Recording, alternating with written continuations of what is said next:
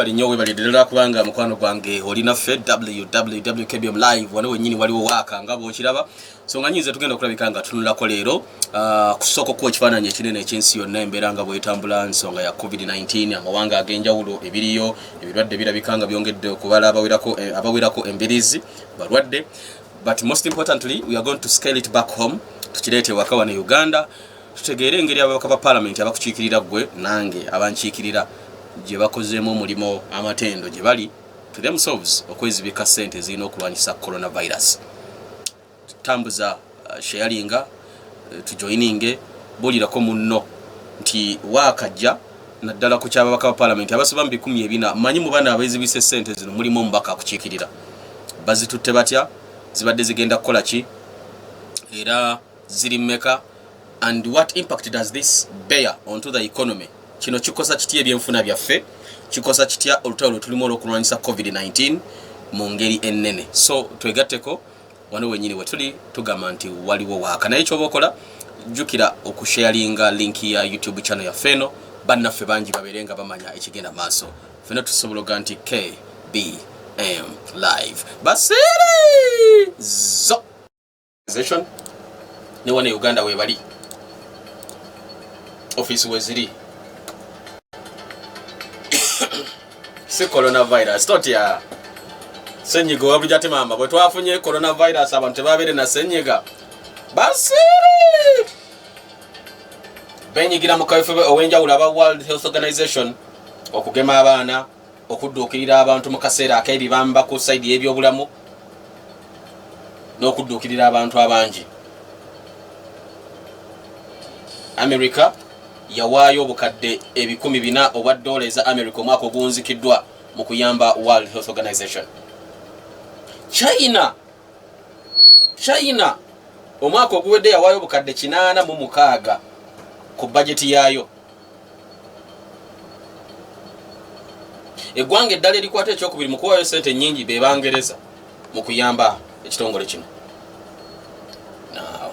Kugambye America yawaayo obukadde $400 China newayo bukadde 86 bogeraageranya teweza na bukadde 10 bwefandinga World Health Organization. Abantu abenjawulo munnange bavuddeyo ne bavumirira Trump olwoga nti ayimiriza obuyambi bwa UN. Bill Gates nagaga w'ekitongole ekyo wakiyitibwa Bill and Melinda Gates Foundation agambye nti ku Twitter aweereza obubaka nti okuyimiriza obuyambi eri World Health Organization mu kaseera kano ng'ensi yonna etubidde mu kaseera ak'ekirwadde kya COVID-19 is as dangerous as it sounds. Kyabulabe nga bwe kiwulikika. Omulimo gw'aba WHO kugezaako kuyamba kendeeza emisinde obulwadde buno obwa COVID-19 kwe bwandibadde buddukira. The world needs WHO now more than ever. Ensi yeetaaga ekibiina ekitongole kino eky'ebyobulamu mu nsi yonna ekyetaaga nnyo leero n'okusinga bwe gwali gubadde. Abantu beewuuza Trump kikyagamba. Trump agamba lwaki Trump atabusibwa ati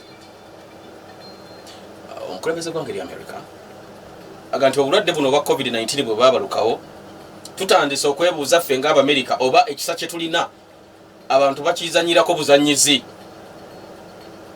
Mu nsi yonna America liggwanga erisinga okubeeramu abalwadde ba COVID-19 balina abantu abasoba 60,000 bakafiirwa abantu abasoba 226 bafu. Abamanyi ebyomunda baga nti abalwadde mu America bajja na kuwera 10,000 rather abafu nti bajja na kuwera 10,000 mu America abanaafa. Abamanyi ebyomunda bagamba America teyeekanga ng'ewezezza akakadde akalamba ak'abalwadde. Yo Trump agamba nti WHO yalemwa obuvunaanyizibwa bwayo okwetegereza okubaluka okw'ekirwadde kino bwe kwabalukawo mu ggwanga erya China e Wuhan.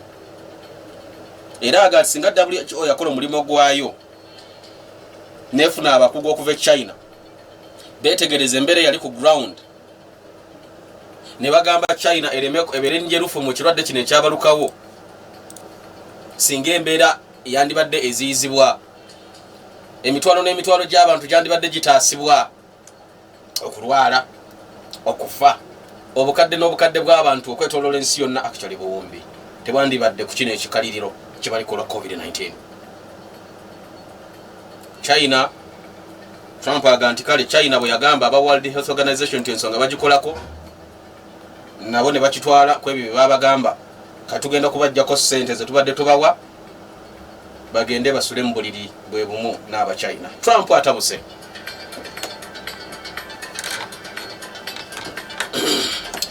okyali naffe wonna wosinzira okulabika nti mukwano gwange otugoberera tukyali fenna. Now abamanyi ebyomunda bagamba nti Trump bino byakola is targeting one thing. Atunuulidde ekintu kimu, China's growing influence. Nti mu bino America byesazeewo okukola akasaale obusagwa obukambwe baboolekeza amaanyi okukula ettutumu n'omusimbe gw'aba China. This is another war wakati w'amawanga limu abiri Omumerika n'Omuchina. Amawanga amalala agali eno wetugenda okubanga tusasulira omuwendo omunene entalo z'abaana abanene kitujjukiza olugero bajjajjaffe lwe baatugamba bw'obanga oli kasubi weetegeke okukosebwa olunaku bwe lulikya nga waliwo enjovu bbiri zirwanaganye. Nkomawo tukyali fenna nkuleetera bwino ku babaka ba Parliament abeezibisa ssente z'okulwanyisa COVID-19. Ng'eggwanga n'ekitongole eky'ebyobulamu mu nsi yonna lwe lutalo olunene oluliwo luno ddo terugenda kubeera lwa mundu oba lwa masasi oba lwaki, but lutalo lwa ssente, lutalo lwa birowoozo n'embeera endala efaanaganako bwetu.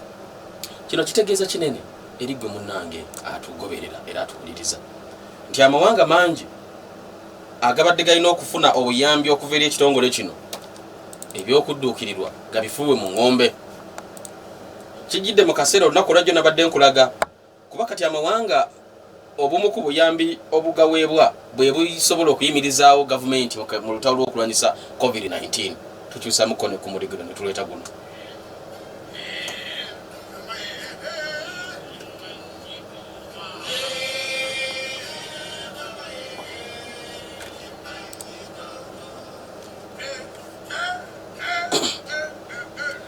Bintu biri awo byakwewuunaganya okwetoloola ensi yonna mukwano gwange nti mu kaseera kano gavumenti nga tezikyayingiza nnyo ssente oba obutayingiriza ddala, ezimu zidipendinga zeesigama ku kufuna obuyambi okuva mu mawanga agalina okukasente.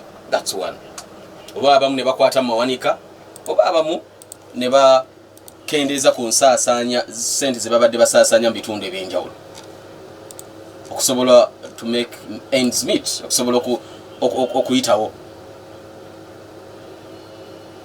Abamu ne bafuna obuyambi. Jjo nakwadde amawanga 19 mu Africa agafunye obuyambi okuva mu kitongole ekyensi yonna kya byansimbi International Monetary Fund. Babasonyiye amabanja babawadde ssente n'ebirala n'ebirala. Kati olwaleero ekimu ku ebyo ebibadde bireetawo ko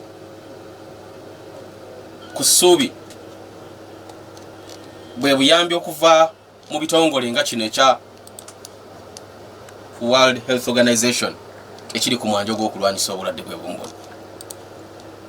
Trump alina olutalo olunene n'omukulembeze w'ekitongole kino ekya World Health Organization, Dr.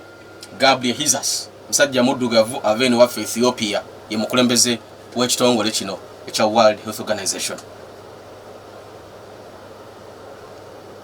Kati kitegeeza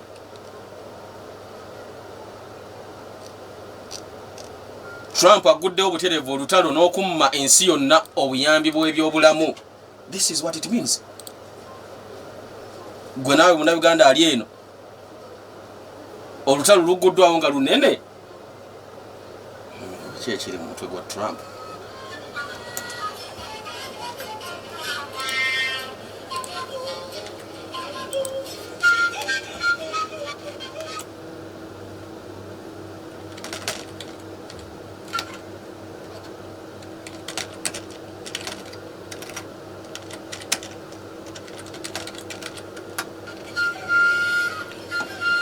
Now, erigwe munnange ali naffe naye byonna byonna nga bikyaliwo bityo.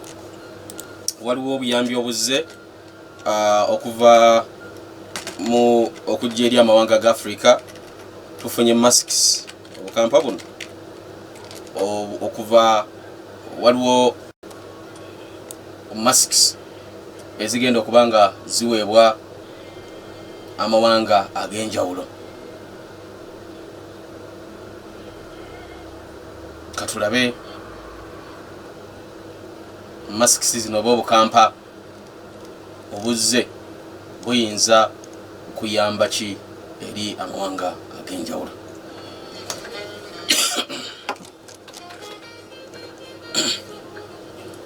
Akakadde kalamba aka masks ke kagenda okugabibwa eri abantu ab'enjawulo mu mawanga agatali gamu ku ssemazinga Africa, era nga masks zino zigenda kuba okugabwa zijja kusinziira ku kitebe ky'amawanga ga African Union mu kibuga Addis Ababa kya Ethiopia.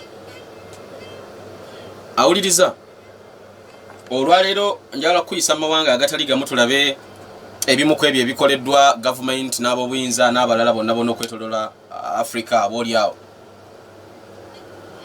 Ki ekisaliddwawo gavumenti ez'enjawulo across the continent. 1. Malawi batandise lockdown ya nnaku 21. Malawi teri muntu kukirizibwa kufuluma waka, bonna balina kubeera waka. Kati neno babagambye bibaga nti ate kubeera ku kikomera ate ku lubalaza ate mu ddiiro tokkirizibwa na kusokka poloti yo weekoma nti ate ogenda wa neighbor gula munnyo. Boba lockdown ekusanze tolina munnyo beerayo paka ennaku 21 e Malawi. Teri kusanga ng'otambula ku street nti ate misana nti ate kiro nti ate boda tukoma saa 8 teri mu Malawi. Babaganye teri kutambulira ddala beere waka, bw'oba tewagula mmere ekumala e Malawi. Gavumenti ejja kukuleetera emmere we neba tekuleetedde linda totambuza ndwadde Malawi.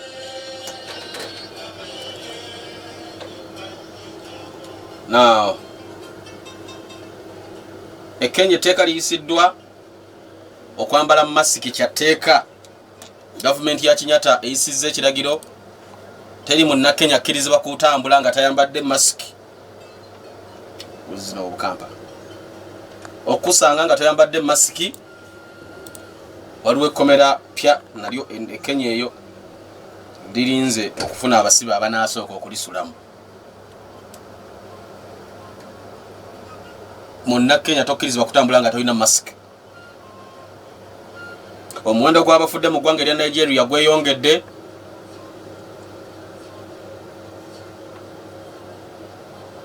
South Africa okweraliikirira kw'amaanyi. Abasibe bayitirivu obulwadde bukola abasibe mu makomera ag'enjawulo South Africa. Kikambwe mu mbeera ez'enjawulo bw'ojjako wano Kenya waliwo omuyimbi gw'omanyi bamuyita Kasongo wa Kanema, musajja mukongo yakulemberangamu bandi bagitanga Orchestra Super Mazembe. Musajja ono nzaalo ya Kongo abadde awangalira ku mulyango mudda mu ggwanga erya Kenya okumala emyaka 30. Collapse nze n'afiira maka ge Nairobi. Bandi eno gye bayitanga Orchestra Super Mazembe yali ekulembera omusajja ono Kasongo wa Kanema. Yatiikirira nnyo myaka gye 7. Era ojjukira bulungi akayimba ke bayitanga Shauri Yako, n'akayimba ke bayitanga Kasongo, n'akayimba akalaba bakayitanga Nabikate. Buyimba buno bwali bw'amaanyi nnyo ku ssemazinga Africa. Omusajja yayimba akayimba ako Kasongo mubali nanga eddoboozi lyange eriyimba lwakuba sirifunanga. Noye yayimba era y'omuno yayimba akayimba Shauri Yako. Shauri Yako that guy is dead.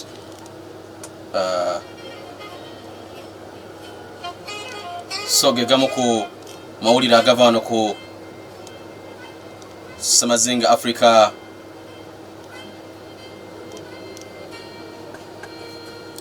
Nga twongera okutunulira embeera ey'ekirwadde kyekimu kino ekya COVID-19. South Korea ekirwadde kya coronavirus tekibalemesezza kulonda ababaka ba parliament. akalulu e South Korea okwetololwa eggwanga lyonna kagenze bukwakku mu maaso yadde ng'ekirwadde gye kiri bategeeza tebasobola kwongezayo kalulu kano era abantu buli abadde agenda nga bakuwa giraavu ne sanitizer n'akalulu koonalonda ne peeni naye nga tonnatuuka wali woolondera basooka kukakasa nti olina giraavu bw'otuuka wali ne bakuwa sanitizer giraavu zino era n'okola otya n'oyisaako then n'ofuna akakongeko oba akaluluko n'olonda n'ogenda so enteekateeka bwetyo bweri opaala mu ggwanga erya South Korea coronavirus tabalemesezza kulonda babaka baabwe mu parliament kiriza mukwano gwa nkuumuze mu katono South Korea balonze ababaka ba parliament nkusuubiza okulaga ababaka boggo bwe walonda mu parliament kye bakoze ku nsonga ya COVID-19 mu bingi bye bakoze mwe muli n'ebyogenda okuwulira ndowooza oyinza okusanyuka n'obeebaza okiikiriddwa bulungi oba oyinza okulowooza ekyawukana ku kusanyuka n'okwebaza nkwejjusa lwewalonda oyo gwe walonda tudda tuzibudde ku ssaawa 10 ezakawungeezi akola ku olwaliro webale kubanga olinaffe 15 ennaku z'omwezi eziise ku mwezi guno ogwokuna omwaka ogwa COVID-19 abiri Diego wanji salamu alaikum ngoli mu kyambalo ekyalagirwa ekyennyini kino kino kyennyini tobola botadde ensi ku bunkenke eyo kawaka nabadde pitako mu kawempomo olira ngamba diye watugamba ogenda kujjobera omutuuze weeno ojjadde konze president wange mundagirire wasula njagala kuba neibawo uyagala kunyweza byakwerinda kunywereza eddala situli agoledde ebyokwerinda byo kati biri guluggulu kati toyogera byakwerinda lwokusatu wiiki ewedde kazi wayitawa ojjukiza Muhammad Segirinya twamutwalira kwano mu bootu y'emmotoka kati mwe mwamutwala kwolu mwe mwamutwala twamuwonya kwolu naye nze byange kati ngendere mu ngatto singa nzambadde wabula mu ngatto mwennyini nga nze nambulidde omwo nzijukira nga akugamba kankutwale bano balaba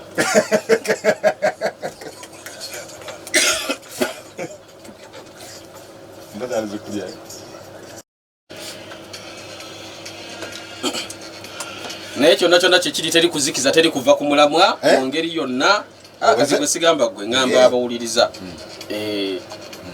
endozo kati okivuddemu gwe engeri gyotakirimu teri kuzikiza naye nyinza obutakibamu kyolimu wammaira nedda ssebo gwe okoma okuwulira buwulizi baba banyiga omuntu embirizi ogaba president ali kuki aba president ali kuki gwe ng'okirowoozaako bulowooza ane kati nafunye kamera zange kati oliwodda mba nkulaba mu birowoozo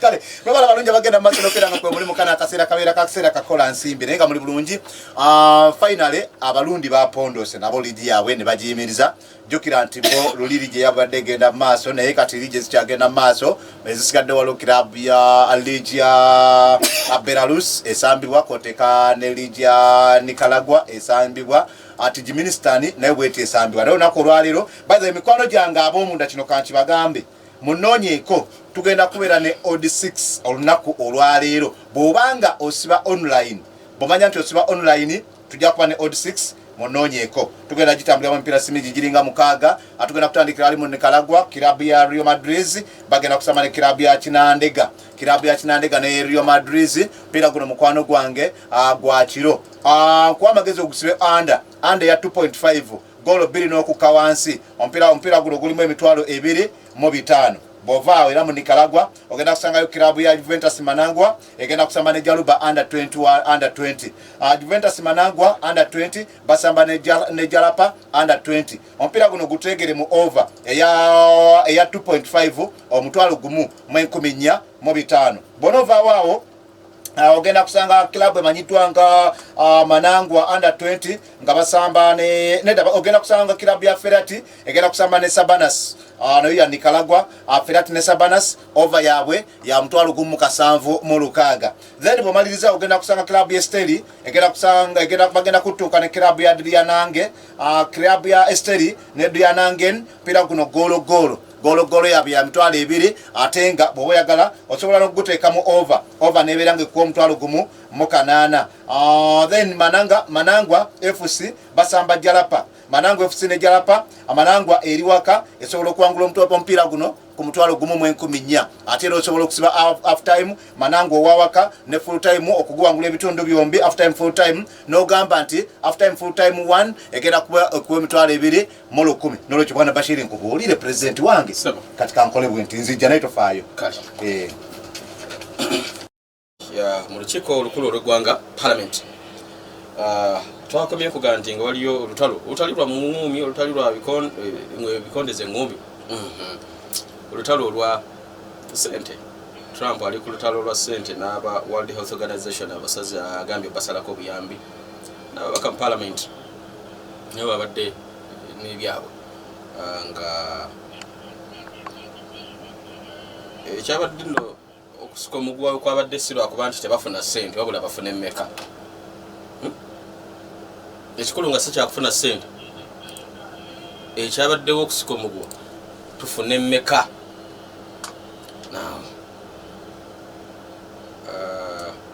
Kansooke nkubulire byonna nga bwe biri.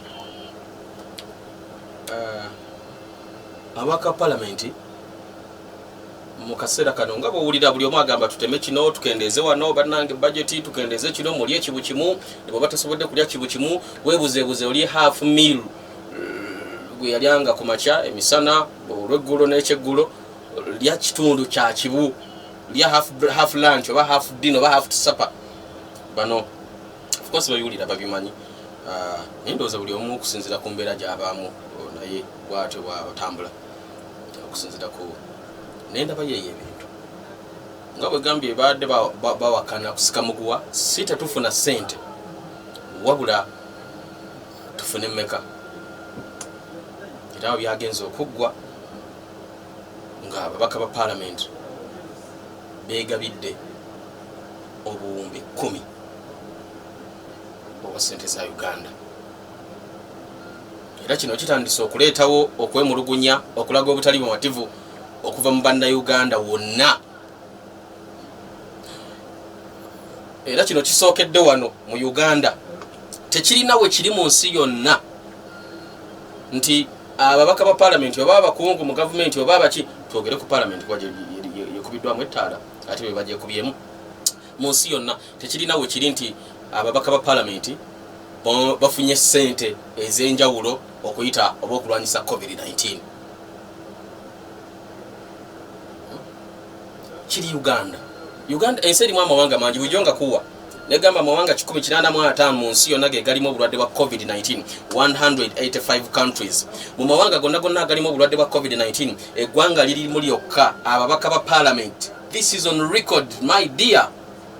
Mu mawanga 185 agalimu obulwadde bwa COVID-19 eggwanga limu lyokka lyeriri n'ababaka ba parliament abafunye ssente okuyita mu mbeera ya COVID-19 okwekubako enfuufu okugenda bali ebicepere okwetereza okwesootinga mu nsi yonna.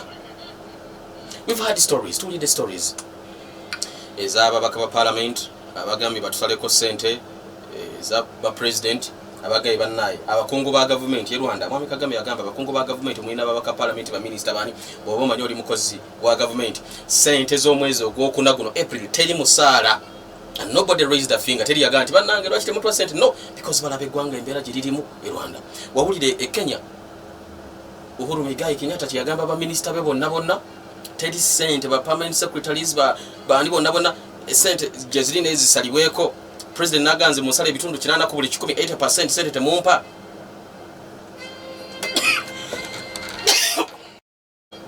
Parliament ya Uganda ene ye 10 efunye obuwumbi 10 okuvaawa mu sente z'abannayuganda abawo omusolo. I'm getting many calls nete munkubira. Please don't call me muba MP ba honorable, don't call me. Munankubira nga coronavirus awedde, don't call me. Kubate benaba mbetaaga njja bakubira naye temunkubira temukuba ku simu yange muleke abantu abalala bakube naye temukuba because katugende maaso obuwumbi buno 10 bakikoze ate mu ngeri ya kyama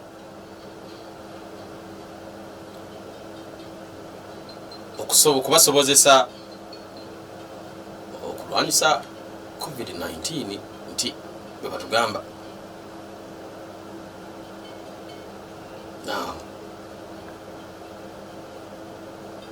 obuwumbi 10 zajjiddwa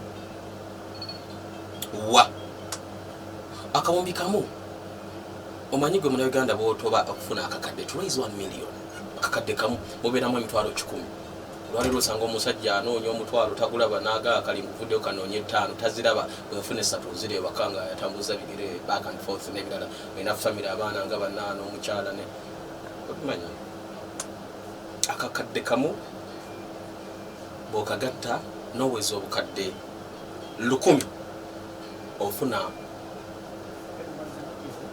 akawumbi kamu tujja genda mpola ebyaleero biri mathematics akakadde kamu kakuŋŋaanye weza obukadde 10 weza obukadde 10 weza obukadde 10 you will get 1 billion ojja funa akawumbi kalamba kati sente ze twogera ku buwumbi 10 mu mathematics omwangu 10 times 10 gubeera omutwalo sente ze twogerako abaka parliament ze bafunye mu kyama ne kati kyali kyakyama kuba mu kitegedde n'ensi yakitegedde bafunye obukadde omutwalo mulamba obukadde omutwalo mulamba kakadde kamu 2 10 10 bukadde 10 bukadde mutwalo mulamba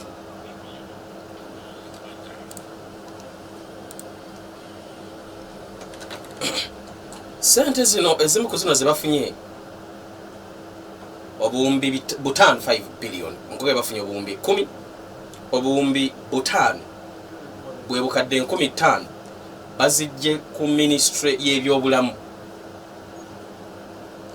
5 billion baba wadde ministry ya health yafunye supplementary budget enyongereza ku budget yaabwe ya buwumbi 14 mu nteekateeka eneriwo mbeera eriwo nga bwomanyi obuwumbi 14 104 billion kati ababaka ba parliament kuba be bayisa sente budget allocation n'ebirala ebagaa ku buwumbi 14 obugenda eri ministry y'ebyobulamu mu nteekateeka ez'enjawulo zeriko ffe tufuneko obukadde 15 bwe buwumbi 5. That means ministry ya health nebeera ng'ekendedde okuva ku buwumbi 10 bojjako obuwumbi 5 babeera basigaza obuwumbi 99. Obuwumbi 5 bugenze ku babaka ba parliament. That's one. Sente endala obuwumbi 5 bazikuŋŋaanyizza okuva mu sectors endala ne batema kuyita okugujula oba okukecula okendeeza ku sente ezibadde zirina okugenda mu sectors mu bitongole n'ebiwayi eby'enjawulo ebiddukanya eggwanga ne bajjayo obukadde 15 no obukadde 15 5,000 million shillings bwe buwumbi 5 bw'ogatta ku 5 buli bwe bajje ku ministry y'ebyobulamu ne baweza 10 billion shillings.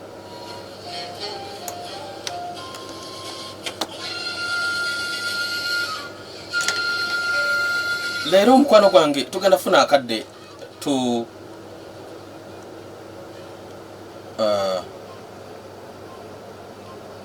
Speaker Parliament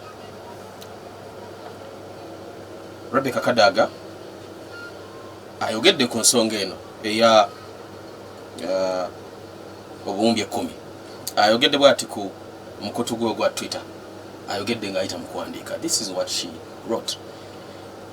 Agami on the shillings 10 billion allocated to Parliament, we have ambulances commanded by Ministry of Health.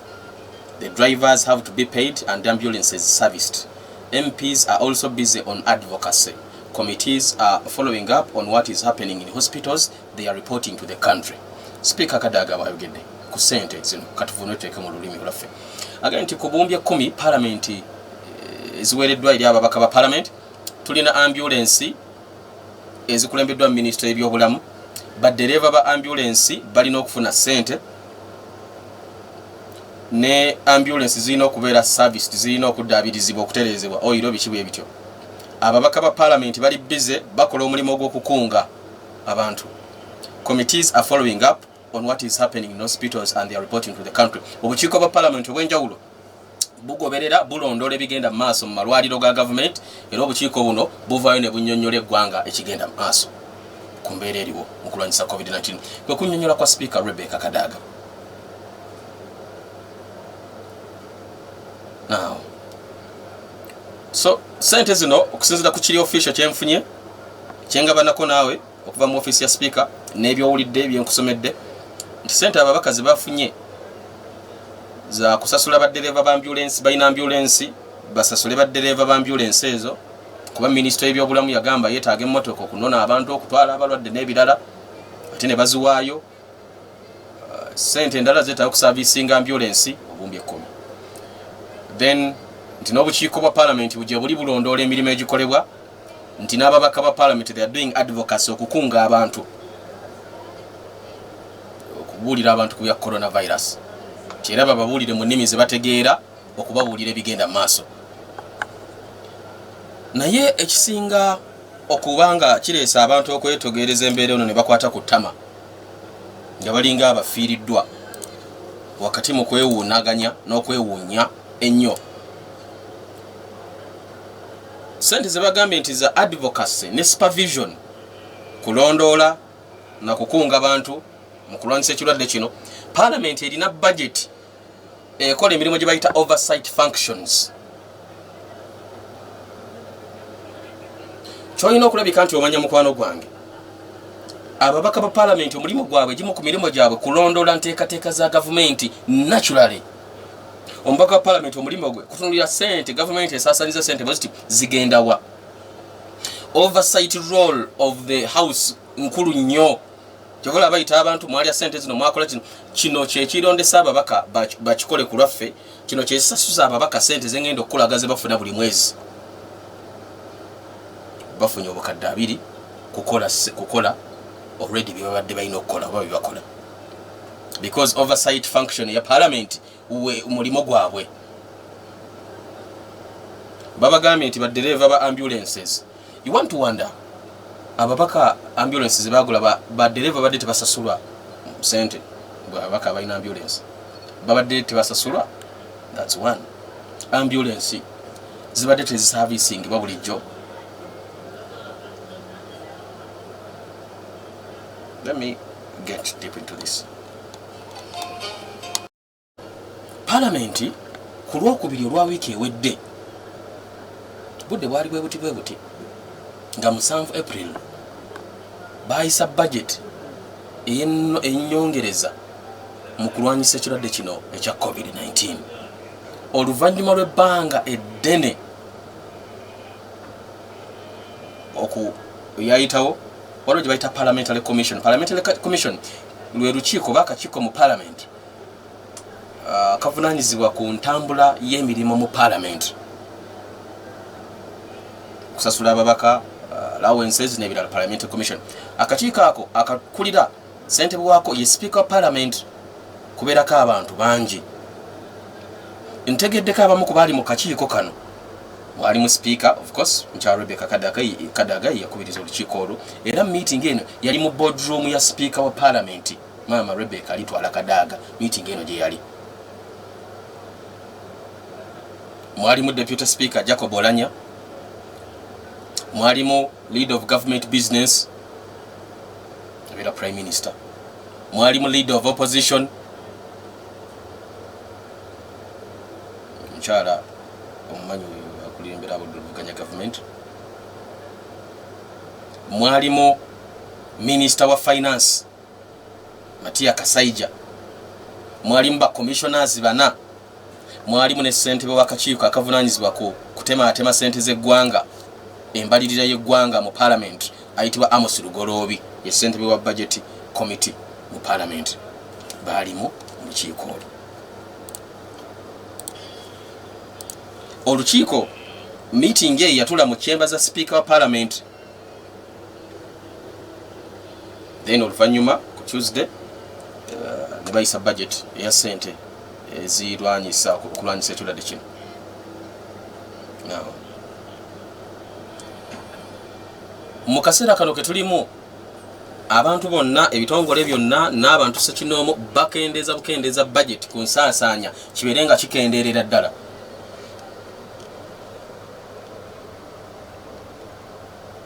Then tuwulira kino ekizzeewo kikubye ekitangaala ekinene ku lukiiko olukulu olw'eggwanga. Bw'otunuulira paalamenti tolaba bizimbe, tunuulira abantu. Oyinza obutasobola kutunuulira abantu bonna abatula mu paalamenti kuba abamu tobamanyi. Tunuulira omubaka wo gwe walonda. This is the moment. Oyinza okuba tomumanyi, tomulabangako, taddana mu constituency, takola ki, but mujjukire. Get the moment, jjukire omubaka wo wa paalamenti. Nene ennyo ku mulimu gwa paalamenti n'okulwanyisa enguzi mu Uganda. Ebiseera ebiwunzikiddwa paalamenti ezze ekubwamu ekitaala n'abantu okukiika ensingo olw'okukozesa paalamenti eyo gy'olaba ssebo mwanange kyekitongole kya gavumenti kyokka ekisobola okutuula nekyesalirawo ssente abantu ze banaafuna ababaka mu paalamenti. Teri institution ndala yonna. I think bakiri mu article ngenda kusoma article njikuleetere wano nti bo paalamenti banaatuulanga ne basalawo ssente ze baagala okufuna. Omwaka oguwunzikiddwa jjukira obuwumbi 18 obwakozesebwa paalamenti okugula emmotoka 64 nga twetegekera olukuŋŋaana lwa Commonwealth Parliamentary Conference CPC olwatuula e Kampala wano. Obuwumbi 18 kugula mmotoka 64. Mwalimu baasi 4, mwalimu kamunye 10, twalamu Mercedes Benz ne double cabin. Oluvannyuma lwa meeting eyo yatuula baasi ozisanga zitudde wali, kamunye zitudde wali. Abantu ne bagamba lwaki paalamenti temupangisizza mmotoka? Nfujja kusaasaanya obuwumbi bwonna buno 10 n'okusoba okugula emmotoka zino okutambuza abagenyi olunaku olumu oba ennaku 2 oluvannyuma zituule. Agamba ekiyitawo.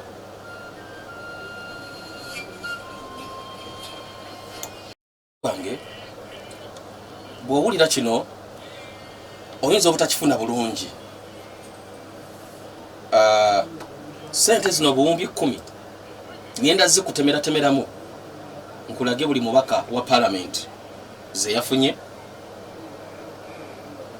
nekyezirina kyezandibadde zikola, because bagamba obuwumbi 10 nze naawe tuloota buloozi ku sente zino, nze naawe tetuzikwatangako, nze naawe tuyinza obutazikwatako naye nga tusobola era tukisabire tuzikwateko nga tuzikwatako mu ngeri entuufu. But boy, oh boy, this is a fortune. Zino sente mpitirivu. Ngenda kulaga obuwumbi 10 kyezisobola okukola. Tugenda nafuna obudde tutegeere n'omulimu gwa paalamenti, because ebintu nga bino bwe bijjawo bituyamba okuba ekitaala mu buli bantu bonna nti Uganda we yabeerera mu kaseera ak'okutiitiwala obuzibu nga buzze tulwanyisa COVID-19, tulwanyisa kino, omubaka wa paalamenti yasirika ng'afuna ssente zino. Era mbadde temugenda bimanya singa tegabadde mawuliro. Omubaka wa paalamenti yakolawo ki? Yawanika omukono n'aganze ssente temuzimpa. Ani anawanika waliwo n'abafuna ssente ebiseera byotogikwatako ne balimba abantu mbu bazizizaayo bagenda okukebera ku akawunti kwe bagamba bazizizaayo nga tebazizangayo kisanga Uganda naye kiri ku record mu kaseera k'okulwanyisa COVID-19 mu mawanga 185 countries agalina COVID-19 Uganda yerimu ababaka ba paalamenti abakoze byowulidde enda kulaga kyebitegeeza. Mulira mu dikido guno bagamba wano wali headquarters z'omu dikido emidikido gyonna. Now ababaka ba paalamenti kino ekiriwo si kipya tekyakajja naddala ntulidde paalamenti eno ey'ekkumi kuba yeriko yeyogerwako tojjukira mwaka 2018 togikwatako 2017 awo nga gwako awo tuyingira 2018 ababaka bafuna obukadde 29 buli omu kugenda kwebuuza ku bantu tugikwateko ennyingo eri 12 oba nedda. Ekino kyakka mu mutima gw'omunnayuganda naddala ku layini y'ebyensimbi economy. Omwaka oguwedde mu mwezi ogwokuna nga guno 2019 ababaka ba parliament beyongeza ensako ebitundu 4 ku buli 100 allowances by 40%. Parliament eno mu mwezi ogwokuna omwaka ogwedde 2017 ensako yaabwe allowances ne beyongeza ebitundu 4 ku buli 100. naye emabegako eri ababaka ba parliament yemweno bayongera sente zaabwe bakabali 452 mu parliament bakola ekisinga ku kyoyinza okulowooza. Simanyi gwe wowe wali parliament eno bakwata obuyinza mu mwezi ogwokutaano 2016 ne balayira ne batandika okuweereza eggwanga. Mu mwezi ogwokutaano omwaka 2018 abakamala omwaka gumu omulamba mu parliament ababaka ba parliament eno gye tuliko ey'ekumi badabolinga omusaala gwabwe ebitundu 10 ku buli 100.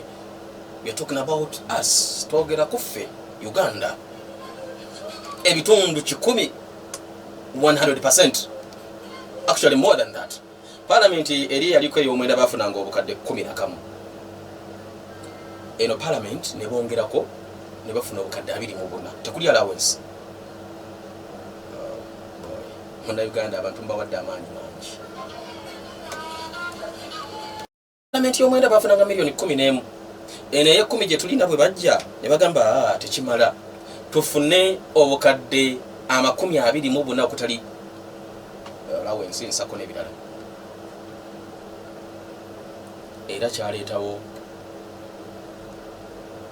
okusomozebwa okw'amaanyi naddala mu nsasula yaabwe omusaala. Sente nga mpitirivu gwadde afuna milioni 11 okufuna milioni 24 tekuli nsako. Ekyo bakikola luli. Naye nkugambye omwaka oguwedde mwezi ogwokuna 2019 ne bongeza allowances zaabwe by 40%. Parliament yemweno luli bw'obajjukira emmotoka ombaka parliament gye yafunanga zasookanga kubeera za milioni 6 ne zifuuka za milioni 10. Bano bafuna obukadde 200,000 okufuna emmotoka.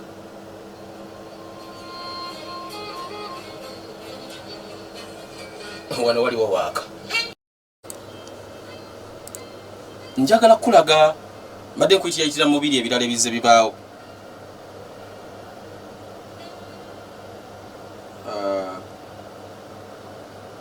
Nasinda kutwala ku kino ekiriwo. Munnayuganda olina okuba omwegendereza nga osarendalinga obuyinza bwo okubuwaayo eri anaakukiikirira mu parliament. Mubamanyi, mubalaba, abamu ku bano mubamanyi gye balimu abalonda tebadda gye muli n'ebino bye bifaayo. Ate no tebaagala nababyogerako because mbo babalabisa. Mmwe bumbeera mu kunyabalidde enguzi nga mutuyita abamawulire tu reporting. Oba wa opposition basi wa opposition nkugambye bano ababaka ba parliament. Kati gwe Munnayuganda omulonzi olina kulonda mu kalulu akaddako, olina kulonda na bwegendereza nnyo. Abamu kumwe babawa sente, babawa obusukaali, babawa ki ne mutunda future yamwe. Kati bye bino mutuse mu coronavirus akawuka katulidde naffe abatannakalwala n'abatannakalwala embeera tusazeeko mubawulira baabano. Embeera egenda kukana of course naye akalu kajja kugwa bakomewo nga baleese obuswazi, baleese obusaboodi, baleese obuki bakubudiise, bakubuzeebuze, bakugambe kino, bakugambe kiri. Weerabire bino byonna twabaki. What happened to us? Can you change that? Musobola kikyusamuko. Ne muba beegendereza nga mukozesa amaanyi Katonda ge yabawa ag'okulonda abantu. Tulina generation z'abantu abaabeerangawo ffe be twalabirangako ba Haji Kyanjo.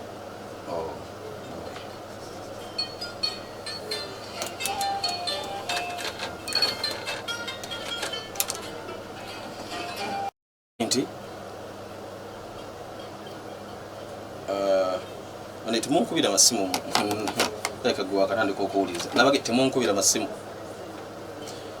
Now obuwumbya 10 ababaka ba parliament ze bafunye ze beewadde nkubulidde gye zivudde mu dakiika eziddako nga 10 n'ekintu tugenda kulaba kye zisobola okukola. Maybe kinakka bulungi ku ntobo y'okumanyako ggwe Munnayuganda awuliriza.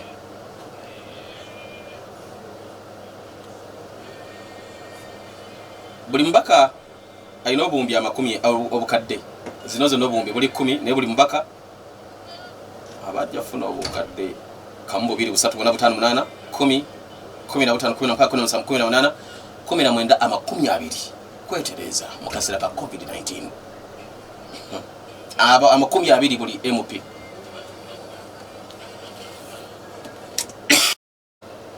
Kati njagala tubali balimu ekizibu kyaffe kye tukaaba nze naawe kulya iti mmere baana bali waka obatunulako baana balya nabagamba balya balinga enzige nga museka kati tuyingidde mu wiiki endala 3 ezakandanda balya balinga enzige ate nga tojja banenya bona bo munanga ate bakole kinjala ebaluma omwana amanyi ebyo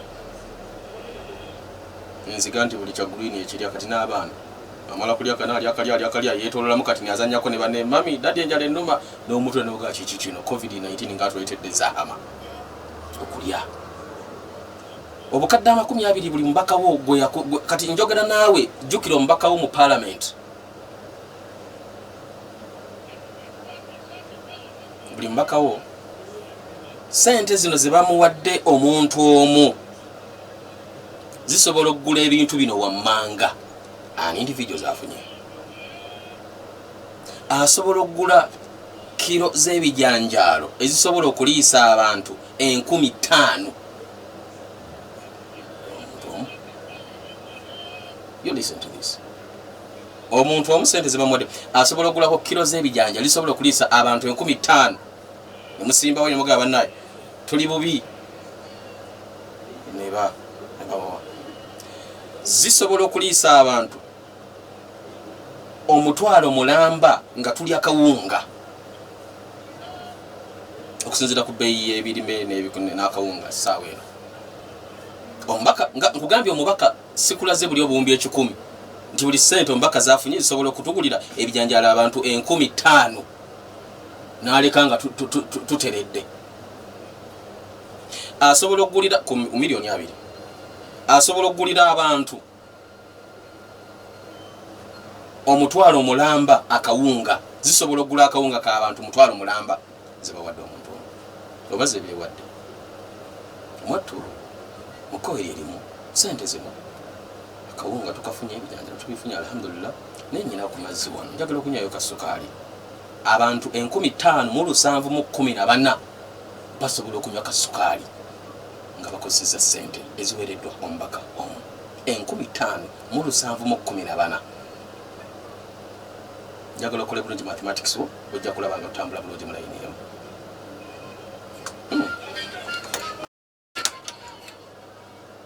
Ekyo kize sente eziwereddwa omuntu omu n'abantu abasobola okufuna okuganyulwa mu sente zino ezibawereddwa bagayi ne bannagayi ba honorable tulese otya n'okulaba otya omumiro honorable kati tokoze otya honorable n'akuwaayo obuswazi n'oga kyekyo oli tagaba kibi kati tunaagaba omanyi kyabamegulako omanyi obuyinza bwobeera omuwadde nti myaka emirala 5 agenda akole ne kati kino nkulaga kimu this is just one deal emu kati tudde ku birala ebituyamba ffe ng'abantu sente zino zonna nkulaze obukadde 2 zibawadde omuntu omu kyezisobola okukola nga zitukolera ffe ng'aba people babasiiri nkoze mathematics nga nkola okunoonyereza ku show neteekera sheno njagala kulaga sente obuwumbi 10 kyezisobola okukola nga ziyamba community ebyenjigiriza kikulu mbadde nkola okunoonyereza nengwa ku ministry y'ebyenjigiriza ne sente zibasaasaanya okuzimba essomero erimu ery'ebibiina 7 primary school nga tekuliko office tekuliko na library oba biki naye ebibiina 7 classroom 7 sente zino okuzimba ebibiina 7 eby'essomero sente zisinga okubeera ennyingi bobo okusaasaanyiza sente nyingi okuzimba essomero erya primary ebibiina 7 okuva ku P1 paka ku P7 twetaaga obukadde 145 mu emitwalo 95 essomero erimu ebibiina 7 twetaaga obukadde 10 mwana mu 5 mu emitwalo 95 okuzimba essomero erimu. Akawumbi kennagambye akamu akalimu obukadde 10 kasobola okutuzimbira amasomero 7 aga primary. Akawumbi kamu 7 primary schools nga buli ssomero lirimu ebibiina 7. Tukaba teri masomero ga government tezimbye masomero bannange tukoze tutya ebyenjigiriza bigudde bannange tukoze tutya wone Kampala wano otuuka wano mu bitundu ebimu nga tewaliwo na ssomero lya government wano erya primary nga tewaliwo ssomero lya government mu Kampala wano ewaffe Kawempe genda obabuuza nti abayo ssomero lya government mu Gombola ye Kawempe liriwa erya primary gali ameka katutandikireko si Kawempe na tutandike genda mu Wandege yawo genda aba waggulu Makerere oba genda mu Muloka gwe Bwayise oba Mulago oba obuuze galiwa amasomero ameka aga government era waliwo abantu bameka mu bitundu ebyo concentration y'abantu abangi abali awo bala basomera amasomero galiwa. Akawumbi akamu kasobola okutuzimbira amasomero 7. Twogera ku buwumbi 10 ababaka bwe bafunye 10 billion. You want to do mathematics ngoberera ogenda kusanga obuwumbi 10 busobola okutuzimbira amasomero 10 20 50 ankaaga amasomero 7 70 primary schools nga buli ssomero lirimu ebibiina 7 okuva ku musingi okusereka n'okuggala.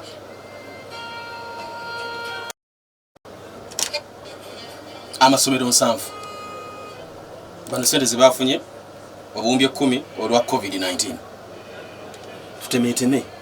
Anyway, bwe nagamba ekyamasomero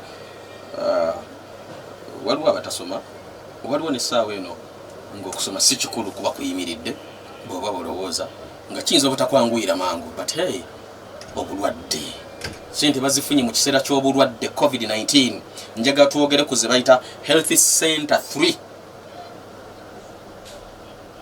Tutwala obudde ne tukola ne tunoonya waaka ne tubikkula ebitabo ne tukola research ne tukuleetera waaka omujjuvu waddala. Era mu kusoma kwe kumu kwembaddeko nkizudde nti okuzimba eddwaliro eriri ku mutendera gwa Health Center 3 kyetaagisa obukadde 407 mu 3 mu emitwalo 7 mu 7 mu 1418 nkuwa figa paka ku last dot ziva mu Ministry ya byabulamu. Eddwaliro eriri ku mutendera gwa Health Center 3 n'okuteekamu ebikozesebwa mwattu twetaaga sente obukadde 407 mu 3 mu emitwalo 7 mu 7 mu 1418 sente ze tuba twetaagisa. Akawumbi kamu ketwabaze nti kavaamu obukadde 1000. Akawumbi kamu kasobola okutuzimbira health centers amalwaliro agali ku mutendera gwa Health Centers 3 Health Center 3 nga bwolaba eddwaliro ly'e Kawaala mazo gali faana litya Kawaala Health Center 3 tusobola okufuna mu kawumbi kaffe akamu kali ke twayogeddeko tusobola okubeeramu n'amalwaliro agali ku mutendera ogwo ng'eddwaliro Kawaala abakyala bamaama ab'embuto gye bagenda ne bazaala tusobola okufunamu amalwaliro ga Health Center 3 amalwaliro 1 2 3 ne tufissawo ne balance mu kawumbi kamu. Bw'okwata akawumbi akamu n'okakubisaamu emirundi 10 okufuna obuwumbi 10 ababaka ba Parliament ze bafunye mu kaseera ka COVID-19 tukaaba tugendawo bannaye amalwaliro gali wala government weyayo amalwaliro gali wala amalwaliro temuli ddagala tukoze tutya abasawo tebaliyo n'ebirala ate nve eno batadde ku boda boda ndi lubuto omukyala wange ali lubuto okutuuka ye eri embeera omukyala nga bwebimanyi abantu baffe abali mu byalo eyo nga n'amakuba agamu enkuba nga bwetonnya kati tasobola na kusala ayina kuveeyo wala alowoozebwa n'atuuka ku ddwaliro asange nga n'ebikozesebwa tebiriiwo. Akawumbi akamu tufunamu amalwaliro gaffe 3 mu buwumbi 10 ne bwoba tubaze nnyo tugenda kufunamu amalwaliro gaffe 3 tugateeke mu bitundu ebyenjawulo bannayuganda gye bagenda okufuna obujjanjabi be babaka ba parliament ye parliament yaffe ey'ekkumi amalwaliro 30 gasobola okuva mu ssente zino ze bafunye zibeegabidde batugambye mu bagenda kunga abantu simanya bagenda kunga abantu wanga abantu bali waka mu bagenda kubuulira abantu simanya advocacy mu ku radio gye mugenda okwogerera musasula ssente mu ababaka ba parliament ku TV gye tubayita okubachaza musasula ssente nti tugenda sasula ssente z'ebiranguzi nga MP okunga abantu coronavirus mugenda kukola mulimo ki abamuliro gwe batakola mugenda kukola mulimo ki ministry gwe takola mugenda kukola mulimo ki president byatagambye bantu mugenda kukola biki abantu bye batannaba kumanya mwandi badde muganti mugenda kulira abantu akawunga government yabagano kulira abantu emmere omulimo government yegukoze n'abantu sekinomo bakunganyiza ke balina ne baddukirira abantu sente mugenda zikozesa ki amalwaliro 30 tusobola okugazimba tusobola okuzimba amasomero gaffe 7 kyekitegeeza okuba ne parliament emenya record mu nsi yonna abaye nze Haji Kazibwe Bashir Mbaziira nkwagaliza kwa bulungi ndowooza munnaganda tolina nnyo kyamaanyi ky'ommanja leero kale nga tuwunzika byonna lowooza ku mubaka wa parliament tokkiriza kubanga oli omu ku abo abalimbibwalimbibwa olw'obusente bwe bagenda okuleeta mu kalulu bakubuzeebuze londa na mutwego tolondesa lubuto